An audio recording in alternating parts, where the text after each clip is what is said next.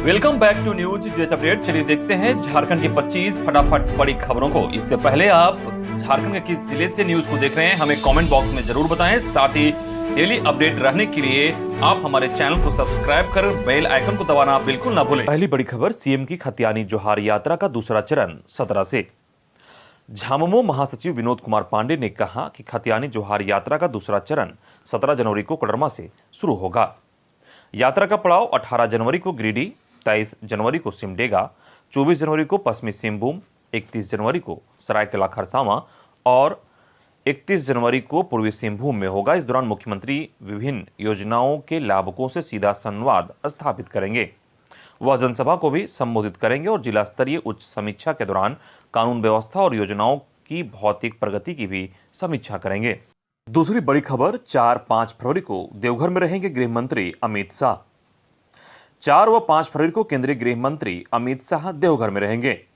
वह देवघर में प्रस्तावित इफ्को के नैनो फर्टिलाइजर प्लांट का शिलान्यास करेंगे। इस बाबत की जानकारी भाजपा सांसद निशिकांत दुबे ने दी है। उन्होंने बताया कि उनके प्रयास से इफ्को की ओर से देवघर में नैनो फर्टिलाइजर प्लांट की स्थापना का निर्णय एमडी यूएस अवस्थी ने लिया है। नैनो फर्टिलाइजर कृषकों के लिए वरदान साबित होगा। वहीं संसद का बजट सत्र 31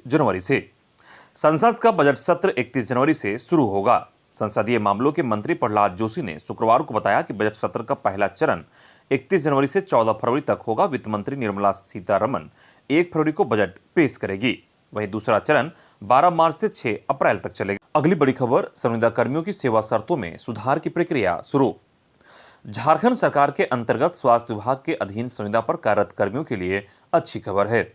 स्वास्थ्य विभाग ने संविदा पर कार्यरत कर्मियों के सेवा शर्तों में सुधार और नियमित करने की प्रक्रिया शुरू कर दी है।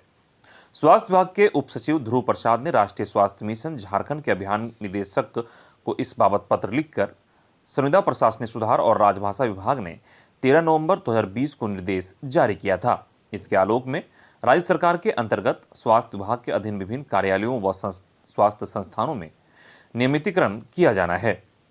इसके निमित्त विस्तृत प्रतिवेदन 22 जनवरी तक स्वास्थ्य विभाग को उपलब्ध कराने को कहा गया है। अगली बड़ी खबर, एसएससी एमटीएस का विज्ञापन अगले सप्ताह जारी होगा। 10वीं 12वीं पास को सरकारी नौकरी का मौका मिल सकेगा। कर्मचारी चयन आयोग की ओर से 10वीं पास अभ्यर्थियों का सरकारी नौकरी का सुनहरा अवसर मिलने जा रहा है।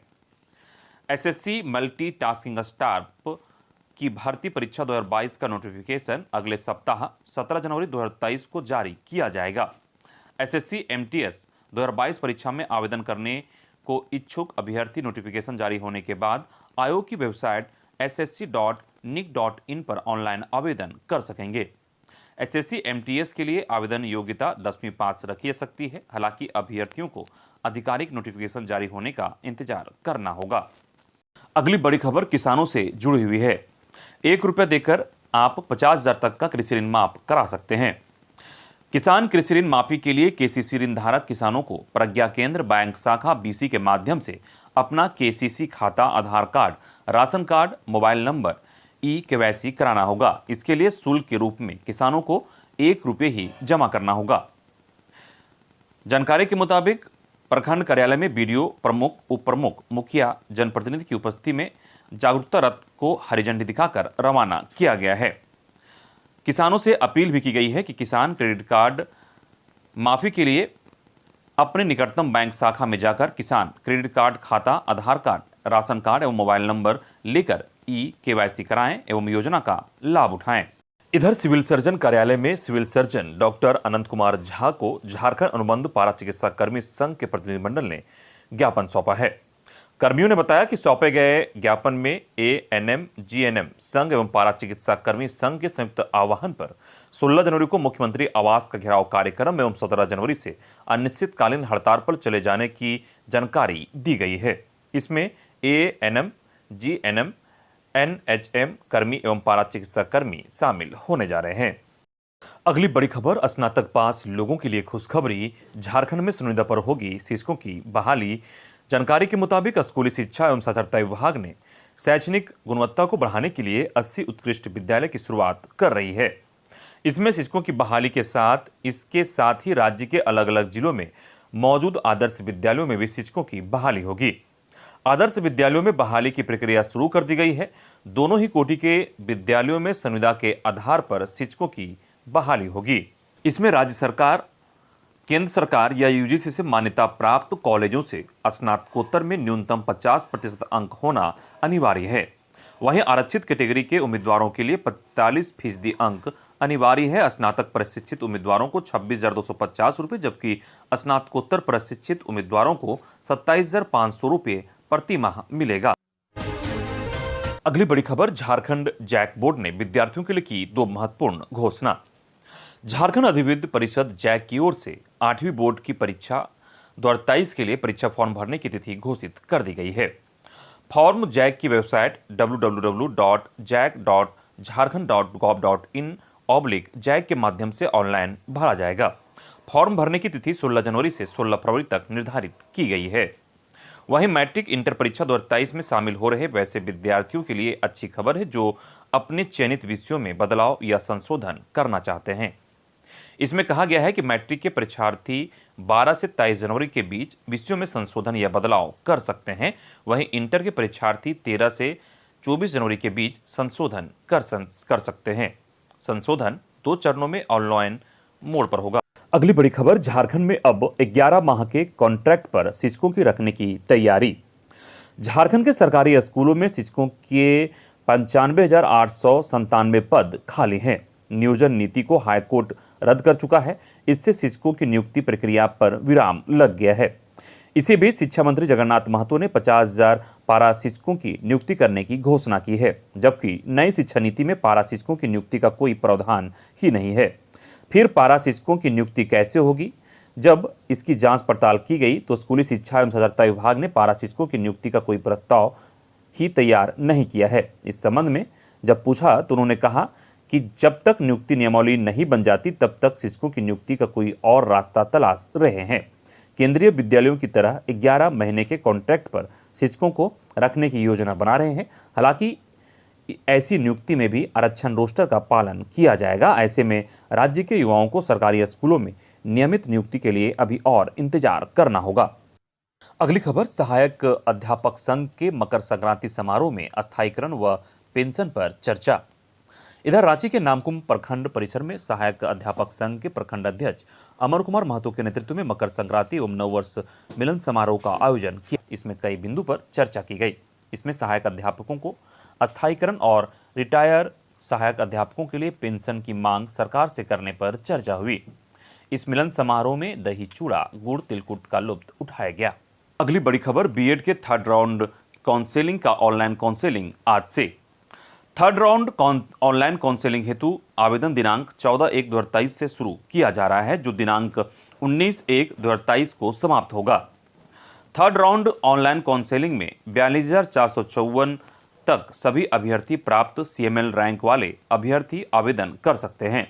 तत्पश्चात दिनांक 20/1/2023 को चयनित अभ्यर्थियों की नामांकन हेतु सूची जारी की जाएगी। चयनित अभ्यर्थी दिनांक 25/1/2023 तक नामांकन ले सकते हैं। इधर कस्तूरबा गांधी बालिका विद्यालयों में पूर्णकालिक शिक्षिका के पद पर निकली भर्ती। कस्तूरबा गांधी बालिका विद्यालयों में पूर्णकालिक शिक्षिका के पदों पर नियुक्ति को लेकर झारखंड शिक्षा परियोजना गुमला की ओर से विज्ञापन जारी किया गया है। जारी विज्ञापन के अनुसार कुल 14 पदों पर नियुक्ति निकाली गई है। गुमला जिले में संचालित 10 आवासीय कस्तूरबा गांधी बालिका विद्यालयों में पूर्णतया अस्थायी एवं अल्पकालीन संविदा के आधार पर चयन किया जाएगा। इसके लिए योग्य एवं अर्हताधारी केवल महिला अभ्यर्थियों से निबंधित डाक के माध्यम से जिला शिक्षा पदाधिकारी सह जिला कार्यक्रम पदाधिकारी समग्र शिक्षा अभियान गुमला में आवेदन मांगा गया है। अगली बड़ी खबर, गोड्डा में 3,553 पदों पर नियुक्ति को लेकर भर्ती कैंप का आयोजन 18 को। गोड्डा में श्रम नियोजन कौशल विकास एवं प्रशिक्षण विभाग के द्वारा आगामी 18 जनवरी 2023 को भर्ती कैंप का आयोजन किया जा रहा है। दरअसल इस भर्ती कैंप का आयोजन ब्लॉक फील्ड गोड्डा के परिसर में किया जाएगा। इस संबंध में बताया गया कि जो भी युवक युवती इस भर्ती में भाग लेना चाहते हैं उन्हें नियोजनालय में निबंधित होना आवश्यक है। साथ ही इस भर्ती में नॉन मैट्रिक 10वीं 12वीं स्नातक और ITI पास उम्मीदवार भाग ले सकते हैं। इस भर्ती को लेकर बताया गया कि 18 से लेकर 50 वर्ष तक के उम्र के अभ्यर्थी इसमें भाग ले सकते हैं। अगली खबर, एक भारत श्रेष्ठ भारत थीम पर मकर संक्रांति मनाने का यूजीसी का निर्देश। विश्वविद्यालय अनुदान आयोग ने इस बार एक भारत श्रेष्ठ भारत थीम पर मकर संक्रांति मनाने का निर्देश जारी किया है। इसके लिए यूजीसी ने लेटर जारी किया है। इससे पहले भी यूजीसी ने कई महापुरुषों की जयंती और पर्वों को भारत की सभ्यता और संस्कृति से जोड़ने के लिए अलग अलग थीम पर कार्यक्रम करने का निर्देश जारी कर चुका है। आजादी के 75वें महोत्सव में भी भारतीय संस्कृति पर सेमिनार और वेबिनार करवाया गया था। पिछले 1-1.5 साल में नई शिक्षा नीति के तहत कई कार्यक्रम किए जा रहे हैं। अगली बड़ी खबर, झारखंड के 2 शहरों में एयरटेल ने की 5G प्लस की शुरुआत। अग्रणी telecommunication service provider Bharti Airtel ने शुक्रवार को झारखंड के 2 शहरों में 5G की शुरुआत कर दी है। एयरटेल ने रांची और जमशेदपुर में 5G सेवा की शुरुआत की है। एयरटेल ने आश्वासन दिया है कि झारखंड के अन्य शहरों में भी जल्द ही यह सेवा शुरू कर दी जाएगी। एयरटेल ने Ranchi railway station, main road, Firalal Chowk, Lalpur, Hinoo Chowk, Harmu, Piska More, Kantatoli, Dipatoli, Khelgaon, बुट्टी मोड़, राजेंद्र चौक पर 5G प्लस की सेवा शुरू की है। वहीं जमशेदपुर की अगर बात करें तो एयरटेल की 5G सेवा जमशेदपुर की Sakchi market, Bistupur, Telco colony, Tata Nagar railway station, Sonari, Mango, Dimna road, Kadma, PM mall, Bhuvaneshwari Mandir area में मिलेगी। अगली बड़ी खबर, राज्यपाल रमेश बैस बनेंगे निक्षय मित्र, टीबी के 200 मरीजों को लेंगे गोद। प्रधानमंत्री नरेंद्र मोदी ने 2025 तक भारत से टीबी उन्मूलन का आह्वान किया है। प्रधानमंत्री टीबी मुक्त भारत अभियान के तहत सामुदायिक जुड़ाव पर विशेष जोर दिया जा रहा है। व्यक्तियों व संगठनों को पोषण और नैदानिक सहायता के लिए रोगियों को गोद लेने के लिए प्रोत्साहित किया जा रहा है। संयुक्त राष्ट्र सतत विकास लक्ष्यों के अनुसार सभी देशों ने 2030 तक टीबी उन्मूलन का लक्ष्य तय किया है, लेकिन भारत सरकार ने 2025 तक टीबी उन्मूलन का लक्ष्य रखा है। द्रौपदी मुर्मू ने 9 सितंबर 2022 को किया था। वहीं झारखंड में 23 सितंबर 2022 को राज्यपाल रमेश बैस की मौजूदगी में अभियान की शुरुआत हुई थी। राज्यपाल रांची जिले के 3 प्रखंड सिल्ली, अनगढ़ा और बुंडू के 200 टीबी मरीजों को गोद लेंगे। उन्हें राज्यपाल की ओर से 6 महीने तक पोषण युक्त फूड बास्केट मुहैया कराया जाएगा। अगली बड़ी खबर, झारखंड के चर्चित होटल मधुबन पर ईडी का छापा। सरायकेला खरसावां जिले के आदित्यपुर स्थित होटल मधुबन में प्रवर्तन निदेशालय ने निवेश संबंधित मामलों को लेकर जांच करने पहुंची। छापेमारी में ईडी ने मधुबन के मालिक सनोज कुमार और उनके मैनेजर के अलावा उनके अन्य लोगों से भी पूछताछ कर रही है। बताया जाता है कि हाल के दिनों में कुछ होटलों में उनके निवेश के बारे में पता लगाया जा रहा है। होटल मधुबन के मालिक के निवेश क्या है, जिसको लेकर यह छापेमारी किया जा रहा है। अगली बड़ी खबर, पुलिस ने नक्सलियों के विरुद्ध शुरू किया पोस्टर वार, ग्रामीणों से सूचना देने की अपील की। पश्चिमी सिंहभूम जिले के पुलिस अब कुलाहन के जंगलों में पोस्टर लगाकर इनामी नक्सलियों व उनके द्वारा लगाए गए लैंडमाइन की जानकारी पुलिस को देने की अपील जनता से कर रही है। पुलिस अधीक्षक आशुतोष शेखर ने बताया कि पश्चिमी सिंहभूम जिला नक्सल प्रभावित क्षेत्र है। वर्तमान में कुलाहन के जंगलों में भाकपा माओवादी के शीर्ष इनामी नेता, केंद्रीय कमेटी सदस्य मिसिर बेसरा, प्रमोद मिश्रा, अनल उर्फ पतिराम मांझी, असीम मंडल उर्फ मनोज तथा अन्य शीर्ष नेता अजय महतो उर्फ बुद्धराम, मोचू चमन, अश्विन कांडे होनाहागा, सोनाराम होनहागा, सागिन अंगरिया उर्फ श्याम अंगरिया का दस्ता भ्रमणशील है। इनके द्वारा विभिन्न प्रकार के प्रलोभन और विभिन्न प्रकार के भ्रामक जानकारी ग्रामीणों के बीच फैलाकर स्थानीय लोगों को अपने दस्ते में शामिल करने का प्रयास किया जा रहा है। पोस्टर जारी कर जरिए ग्रामीणों को इनके संबंध में बताया जा रहा है। साथ ही इनके विरुद्ध जो पुरस्कार राशि घोषित है उसकी जानकारी स्थानीय हो भाषा एवं हिंदी भाषा में दी जा रही है।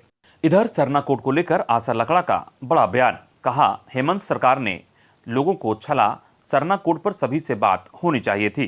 कोड सभी आदिवासी समुदाय को इंगित करने वाला होना चाहिए, पर झारखंड सरकार को सरना धर्म कोड के नाम पर केवल जनता को छलना था। हेमंत सरकार ने आदिवासी समुदाय या उनके प्रतिनिधियों से इस विषय पर बात नहीं की।